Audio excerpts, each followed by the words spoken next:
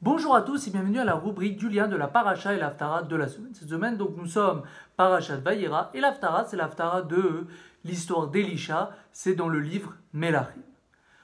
Le lien qu'il y a entre les deux, déjà, c'est par rapport à la fameuse femme qui s'appelle Shunamit. Elle est comparée comme Sarah et Menou. Pourquoi? Parce que Sarah et Menou et Shunamit étaient tous les deux âgés et tous les deux n'avaient pas d'enfants. Et Dieu leur a fait un miracle et leur a donné un enfant. Donc ça, c'est vraiment le lien qu'il y a entre les deux. Il y a une question qui se pose. Dans la deuxième partie de l'Haftara, oui, effectivement, il y a un lien. Mais dans le premier, qu'est-ce que c'est? Le premier, c'est quoi? Le premier, on raconte l'histoire de Elisha par rapport à la veuve de Ovadia. Ovadia, donc, est Niftar, et donc elle était toute seule, et elle n'avait pas de Parnassa. Donc, en rêve, elle a vu son mari Ovadia et il lui a dit d'aller chez Elisha. Et donc Elisha, il lui a fait le fameux miracle de l'huile qui lui a dit de renverser de l'huile dans un autre récipient. Et là, donc, ils ont eu beaucoup d'huile. Grâce à ça, ils ont pu vendre et donc, bien sûr, eu beaucoup de parnassa. Donc, quel est le rapport avec ça?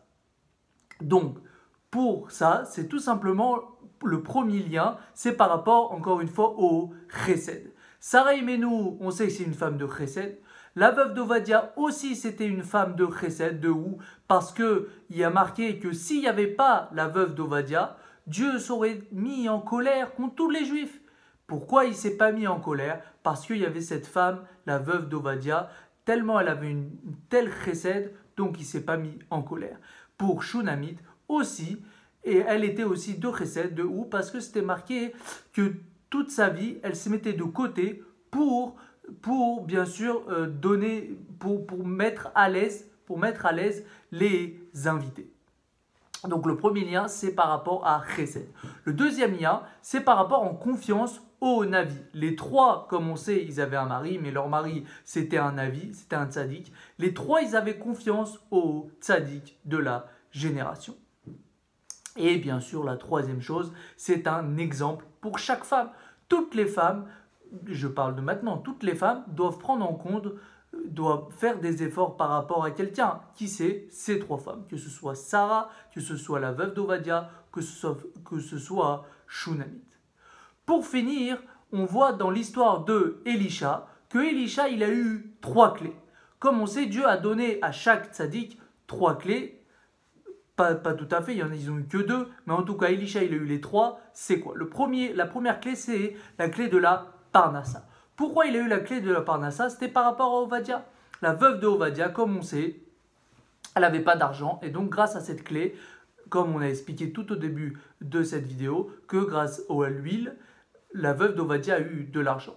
Après, il a eu aussi la clé de la naissance. De où? Par rapport à Shunamit, comme on a expliqué, comme Sarah, elle n'avait pas d'enfant, et donc grâce à lui, il a eu des enfants.